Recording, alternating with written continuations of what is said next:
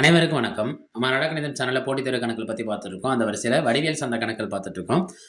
2009 group 2 எக்ஸாம்ல கேட்கப்பட்ட கேள்வி.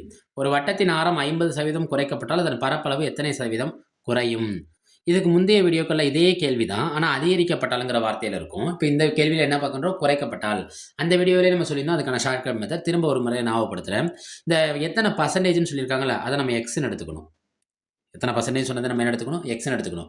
அதிகரிக்கப்பட்டால்னா அதுக்கான ஷார்ட்கட் ப்ளஸ் 2x இருக்கும். இப்போ குறைக்கப்பட்டால்னா -2x ப்ளஸ் x²/100.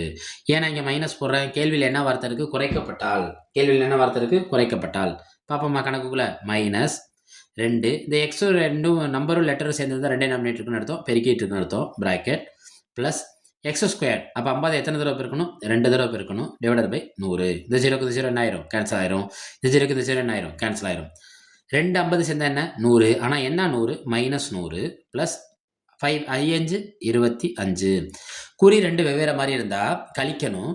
கழிச்சு யாரோட குறிய போடணும்? பெரிய எண்ணோட குறிய போடணும். குறி 2 வெவ்வேறு மாதிரி இருந்தால் என்ன செய்யணும்? கழிக்கணும். கழிச்சு யாரோட குறிய போடணும்? பெரிய நம்பரோட குறிய போடணும். அப்போ 100ல் 25 போச்சுன்னா என்ன கிடைக்கும்?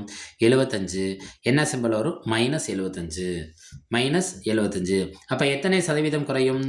75% குறையும். இந்த குறையுங்கிறது இது மைனஸ் மென்ஷன் பண்ணிடும். குறையுங்கிறது எது மென்ஷன் பண்ணிடும்? மைனஸ் மென்ஷன் பண்ணிடும். அப்போ அதற்கான விடை என்ன? 75% குறையும். 50% குறைக்கப்பட்டால் பரப்பு எத்தனை சதவீதம் குறையுமா? 75% குறையும். இதை அவங்க கொடுத்துருக்க ஆப்ஷனில் ஆப்ஷன் எங்கே இருக்குது? Option C.